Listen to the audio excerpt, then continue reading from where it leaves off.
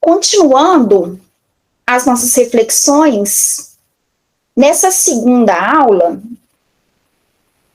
inicialmente nós vamos fazer uma reflexão de um momento importante na vida de Agostinho de Hipona, que foi, em primeiro momento, quando ele tem acesso às escrituras do Evangelho, Mateus, Marcos, Lucas e João, da Bíblia como um todo, ele considera que a Bíblia seja simplória.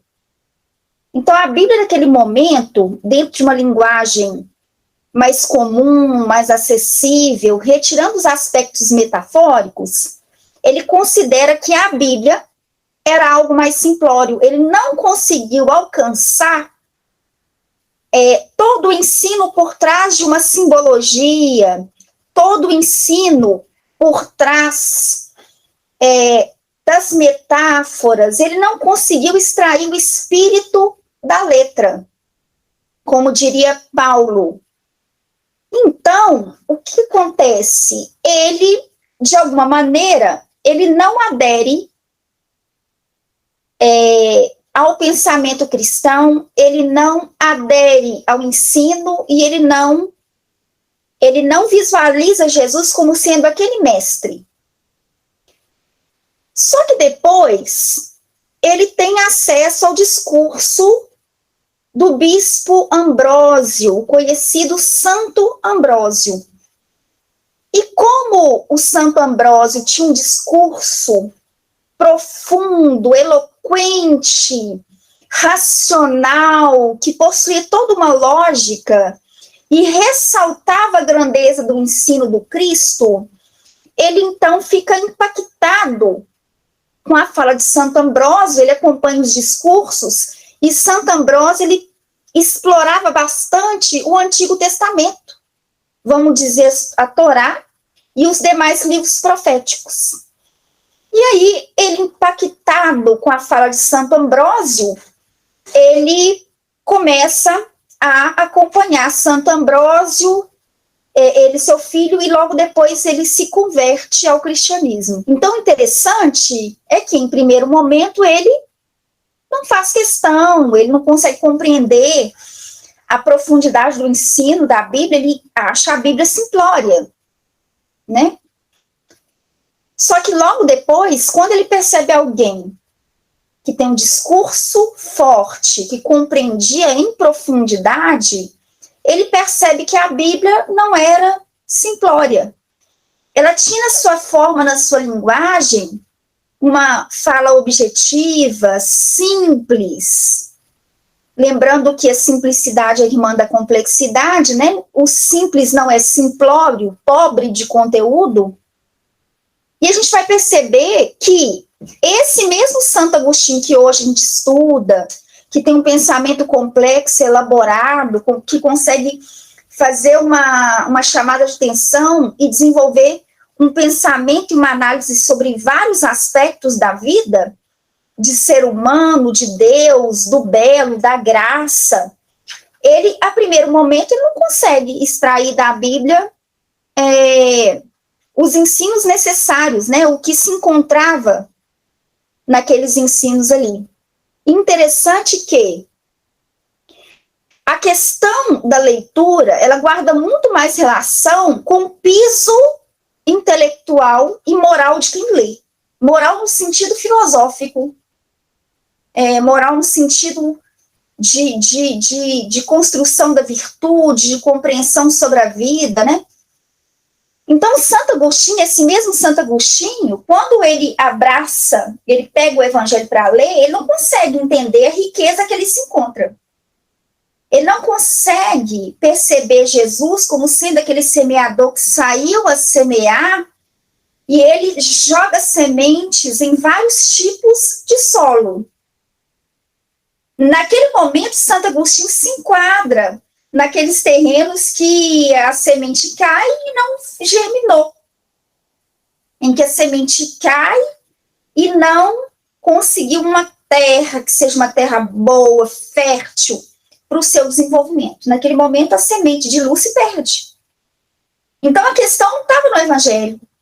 Não estava na Bíblia em si. A questão estava na leitura que era feita por Agostinho. Ele não conseguia perceber no texto a riqueza que o texto possui.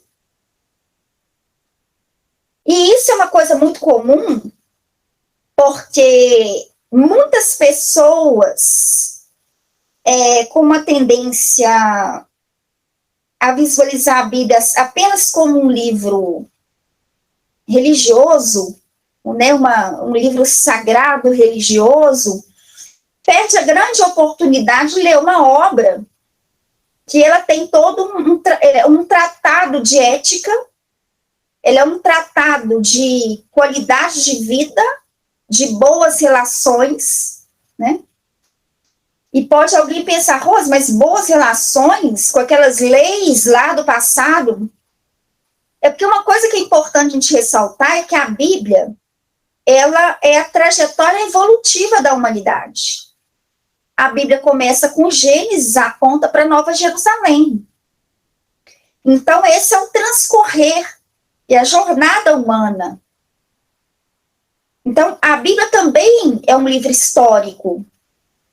É a narrativa da maneira de viver de um povo que possuía uma determinada linha de raciocínio que serviu de base para estruturar suas leis humanas. Mas essas leis humanas, elas foram modificadas ao longo do tempo. Porque a lei humana, ela é transitória, ela é temporária, ela é mutável. E nesse sentido, as pessoas tomam ao pé da letra algo que era apenas para ser observado e entendido como modo de vida daquelas pessoas da época, elas querem trazer isso para a realidade do dia de hoje. Então, não sabe separar aquilo que é um conteúdo filosófico para ser refletido e vivido e aquilo que é um registro histórico, que era o pensamento de um povo, mas era de um povo de 2, 3 mil anos atrás. Hoje em dia, nossa mentalidade é outra, e hoje em dia a gente tem que ressignificar os textos separando o joio do trigo. Não justifica-se mais matar a pedrada, como dizia, dentro da lei civil da época, da lei estabelecida por Moisés. Moisés, ele não era só um profeta, ele era também um legislador. Ele também organizava as leis de um povo que era um povo rude, que era um povo bravo, que era um povo que precisava ter todo um processo de limitação das suas ações. Então, por isso que a gente vai pegar, por exemplo, o Decálogo de Moisés, e eu faço questão de fazer a leitura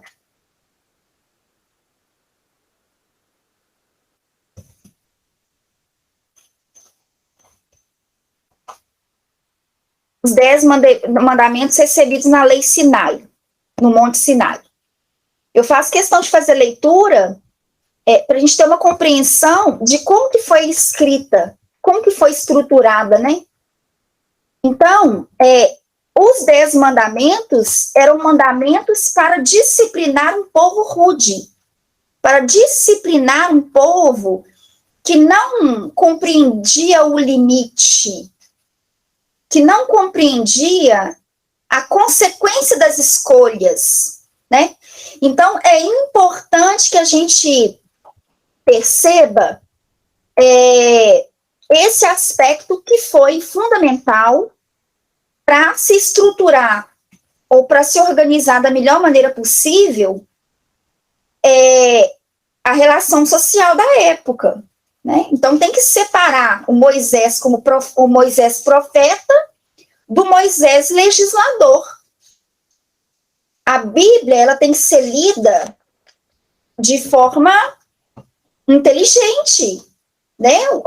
O sentido da palavra inteligente, inteligência, de intelegere, é escolher dentre, é desenvolver ainda mais o nosso senso crítico, né? Desenvolver ainda mais o nosso senso, o nosso espírito de seleção e ficar com a melhor parte. Então, deve ser lido analisando metáfora como metáfora, registro histórico como registro histórico, lei humana como lei humana, e princípio espiritual como princípio espiritual. E aí, dentro dos 10 mandamentos aqui, os 10 mandamentos, a gente pega aqui, capítulo 20 de Êxodo, do primeiro capítulo, do primeiro versículo até o versículo 17. Nós temos aqui a estrutura dos 10 mandamentos, né? E a estrutura dos 10 mandamentos é essa. Então falou Deus, aqui eu estou usando a Bíblia de Jerusalém, a Bíblia João Ferreira de Almeida. A Bíblia de Jerusalém é essa, né? Bíblia de Jerusalém também é uma boa referência de Bíblia de estudo. É a Bíblia de Jerusalém. Acha fácil para comprar, acha até na leitura. Propaganda. Essa aqui é João Ferreira de Almeida. É uma versão corrigida. Ela não é uma versão revisada. Eu gosto apenas de ser corrigida porque não tem distorções, né? Essa aqui, ela é corrigida de 97. Antigo e Novo Testamento, João Ferreira de Almeida. Os 10 mandamentos. Então falou Deus todas essas palavras dizendo. Falou Deus é figura de linguagem. Para dizer que a lei, ela é uma lei divina. É para falar que vem do alto, né? Não é Deus falando, atuando diretamente na matéria. Atuando diretamente no universo material, né? Não faz sentido. Então, falou Deus todas essas palavras dizendo, até mesmo porque as tábuas da lei foram esculpidas em pedra, sem interferência direta de Moisés. Então, o falou Deus é o modo de explicar que a comunicação vem do alto. Né? Então, falou Deus todas essas palavras dizendo, eu sou o Senhor, teu Deus, que te tirei da terra do Egito, da casa da servidão. Não terás outros deuses diante de mim, não farás para ti imagem de escultura, nem alguma semelhança do que há em cima nos céus, nem embaixo na terra, nem nas águas debaixo da terra. Não te encurvarás a elas, nem servirás, porque eu, o Senhor teu Deus, sou o Deus zeloso, que visito a maldade dos pais nos filhos até a 3ª e 4ª geração daqueles que me aborrecem, figura de linguagem. Para expressar a lei, né? Como que é o mecanismo da lei. Faço misericórdia em milhares aos que me amam e guardam os meus mandamentos. Não tomarás o nome do Senhor, teu Deus, em vão, porque o Senhor não terá por inocente o que tomar o seu nome em vão. Lembra-te do dia de sábado para o santificar. 6 dias trabalharás e farás toda a tua obra. Mas o 7º dia é o dia do Senhor, teu Deus. Não farás nenhuma obra, nem tu, nem o teu filho, nem tua filha, nem o teu servo, nem a tua serva, nem o teu animal, nem o teu estrangeiro que estás dentro das tuas portas. Porque em 6 dias fez o Senhor os céus e a terra, o mar e tudo que neles há. E o 7º dia descansou. Porquanto abençoou o Senhor o dia do sábado e santificou. Honra teu pai e tua mãe, para que te prolongues os teus dias na terra que o Senhor teu Deus te dá. Não matarás, não furtarás, não matarás, não adulterarás, não furtarás, não dirás falso testemunho contra o teu próximo, não cobiçarás a casa do teu próximo, não cobiçarás a mulher do teu próximo, nem o teu servo, nem a tua serva, nem o seu boi, nem o seu jumento, nem as coisas, ou nem coisa alguma do teu próximo. Então, a gente observa, principalmente nesse final, que é uma estrutura de organização e limitação de um povo. Não, não, não, não, para direcionar um povo. Agora, o livro não pode ser lido no literal, porque é necessário sempre a gente fazer uma reflexão e uma análise bem apurada dos assuntos, dos textos, das temáticas que são tratadas. Porque se for levar ao pé da letra, vai cometer determinados deslizes sem nenhuma fundamentação, né? Então, interessante que o modo com que nós vamos ler guarda relação com o nosso entendimento. Se eu tenho um pouco mais de noção, se eu tenho um pouco mais de ideia, se eu tenho um pouco mais de consciência ou dicas que facilitam a minha compreensão dos textos, isso vai me ajudar no meu entendimento sobre o assunto. Se eu tenho um conhecimento muito limitado ou quase nada, eu vou esbarrar em determinadas questões que vão me parecer absurdas. Como, por exemplo, aquele trecho do Evangelho, que é aquele que não odiar a sua mãe, o seu pai, né? Não pode ser meu discípulo. Eu vou pegar aqui na íntegra. O versículo que eu vou pegar aqui como referência para a gente, só para a gente entender como que a Bíblia não pode ser lida sem nenhum tipo de experiência no trato com o texto, se for lido no literal, vai causar prejuízos no entendimento. Essa passagem aqui é uma passagem do Novo Testamento, é uma passagem dos Evangelhos, mais precisamente do Evangelho de Lucas, no capítulo 14, partindo do versículo 25, em que as palavras de Jesus, elas têm uma conotação até estranha. Tem uma conotação estranha. Então, daqui já mostra para a gente o quão delicado é o terreno da reflexão em torno de textos como esse. Um dos motivos pelo qual o Santo Agostinho ele tem dificuldade e ele acha o texto como simplório. Mas e quando ele pega alguém que realmente entendia, que dominava, que extraía a essência do ensino e apresentava a grandiosidade do ensino, ele se encanta com aquilo e ele, então, se rende ao próprio ensinamento. Então, essa passagem diz assim, é uma fala de Jesus. Ora, ia com ele uma grande multidão e voltando-se disse, se alguém vier a mim e não aborrecer ou não odiar, em outras traduções, não odiar a seu pai e mãe e mulher e filhos, e irmãos e irmãs, e ainda também a sua própria vida, não pode ser meu discípulo. E aí pode alguém perguntar, Rosa, mas você pegou uma tradução do Evangelho, João Ferreira de Almeida, mas eu tenho aqui a Bíblia dos Capuchinhos, que é uma tradução católica de frades franciscanos, Bíblia dos Capuchinhos. Tem a Bíblia de Jerusalém, que eu já mostrei. A diferença de tradução é a seguinte diferença. Uma tradução fala aborrecer, outra fala odiar.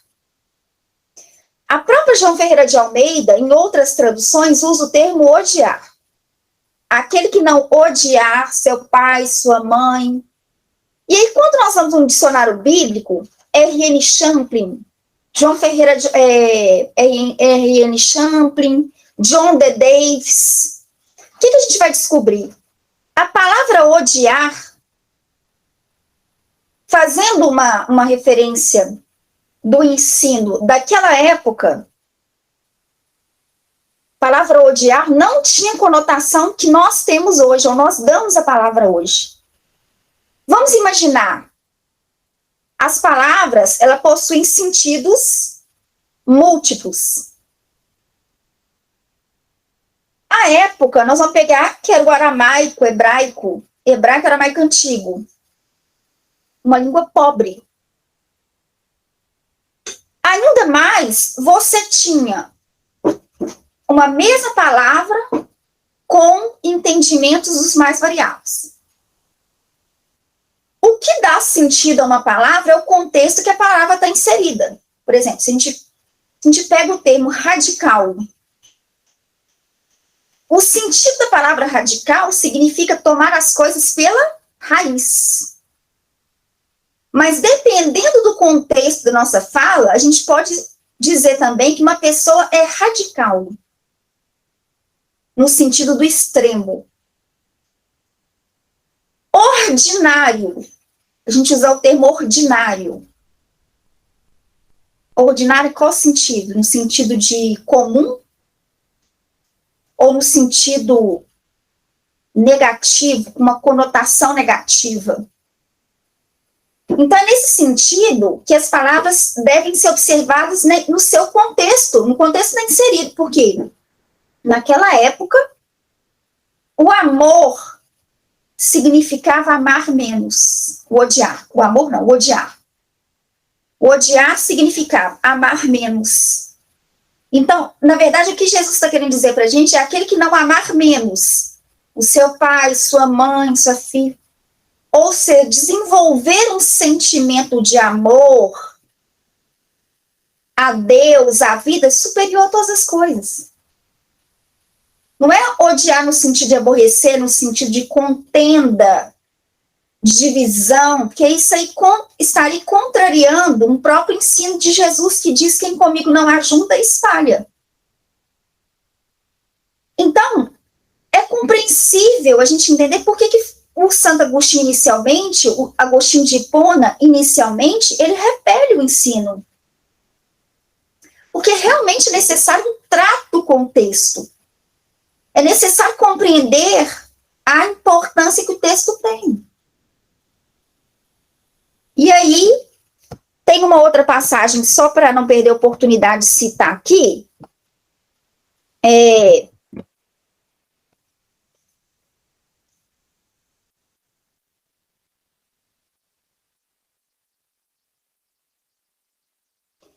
a parábola do bom samaritano.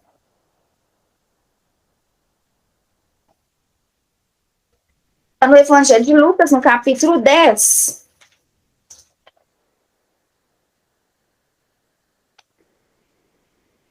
Antes da passagem de Marta e Maria. Olha que interessante a introdução desta parábola. O evangelista Lucas, ele conta para a gente, está no Evangelho de Lucas, capítulo 10, partindo do versículo 25. Que levantou um certo doutor da lei da Torá, tentando Jesus, querendo fazer uma pegadinha com Jesus e dizendo assim: mestre, que farei para herdar a vida eterna? Jesus pergunta para ele assim: o que está escrito na lei e como lês? O que está escrito na lei e como lês? E aí o doutor da lei responde: amarás o Senhor teu Deus de todo o teu coração, de toda a tua alma, com todas as tuas forças, com todo o seu entendimento, e ao próximo como a ti mesmo. Jesus vira para ele e diz: faze isso e viverá. Faze isso e viverá. Você está me perguntando algo que você já sabe. É o mandamento da lei. Você é doutor. Só que a pergunta de Jesus é: o que está escrito na lei, como lês? Porque uma coisa é o que está na lei, outra coisa é como eu leio. O que está escrito na lei? Como lês? E aí, ele responde para Jesus o que estava escrito na lei. Jesus fala para ele: então você faz isso, que você vai herdar a vida eterna. Você vai ter vida eterna. Vida eterna não é imortalidade, não, tá, gente? Imortalidade do corpo, da personalidade, não. Vida eterna tem uma outra conotação. Nós podemos, inclusive, falar disso. Se vocês quiserem, vocês anotam aí, por gentileza, que eu faço uma reflexão em torno disso. Que existe a felicidade eterna e a vida eterna. Dentro da concepção judaico-cristã. E é interessante que, depois que ele responde, que Jesus fala para ele, faze isso e viverás, o versículo 29, Lucas fala assim, ele, porém, o doutor da lei, porém, querendo justificar-se a si mesmo, eu sei, aquele famoso jeitinho que você sabe da lei, mas você tenta dar uma arrumada na lei. Tentando justificar a si mesmo, disse Jesus, e quem é meu próximo? E aí Jesus conta a parábola do bom samaritano. Descia um homem de Jerusalém para Jericó, caiu na mão de salteadores. Em determinado momento, descia um sacerdote, viu o homem caído, passou de largo. Veio novamente um levita, viu o rosto caído, passou de largo. Mas um samaritano, Jesus usa o samaritano para falar com o judeu, que havia um atrito entre os samaritanos e os judeus. Havia um atrito. Jesus usa a figura do samaritano. Não foi a primeira vez que Jesus usou a figura do samaritano. Né? Aqueles 10 leprosos que foram curados por Jesus, um voltou para agradecer. Jesus fala, samaritano. E Jesus era desses. Ele pega o rechaçado pela sociedade, o que está à margem da sociedade, e fala, ó, tem um comportamento melhor que o religioso. Se o cristão é hipócrita, não é por culpa de Jesus, não, tá? Vou dizer só isso. Jesus combatia de forma dura a hipocrisia. Se uma coisa que nós cristãos precisamos fazer é investir pesado na transparência, investir de forma com energia suficiente para viver algo chamado simplicidade, transparência, entende? Hipocrisia. A doença que Jesus mais combateu foi a hipocrisia. Ele vira e diz, mas um samaritano, vendo o moço caído, moveu-se de íntima compaixão e chegando ao pé dele, e aí ele vai contar que cuidou das feridas dele, ungiu as feridas dele, pegou o moço caído, que estava quase morto, colocou na cavalgadura dele, levou para uma hospedagem, chegou lá, pagou, na hospedaria ele pagou, virou e falou assim, cuida dele, e se tiver que pagar mais alguma coisa, quando eu voltar eu te pago. Jesus vira para ele e pergunta assim, o doutor da lei, tá fingindo de égua.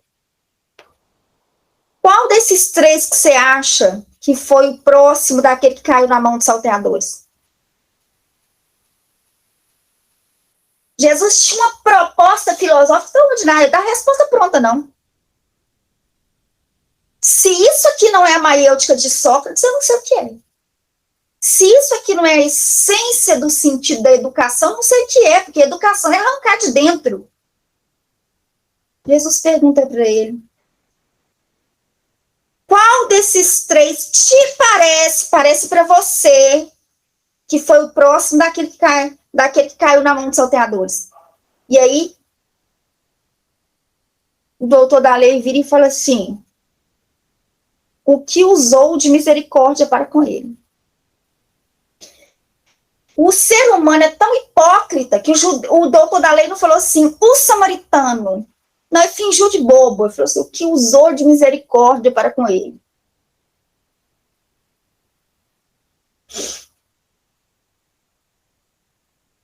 O ego é terrível, né?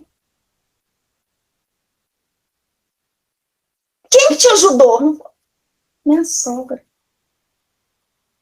Minha cunhada. Né? Que a pessoa que tem antipatia,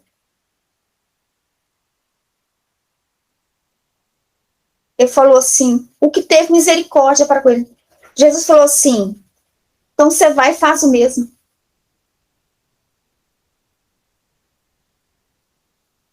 Então você vai e faz o mesmo. Pergunto eu, como que o doutor da lei lia a lei? Ele não era um doutor da lei?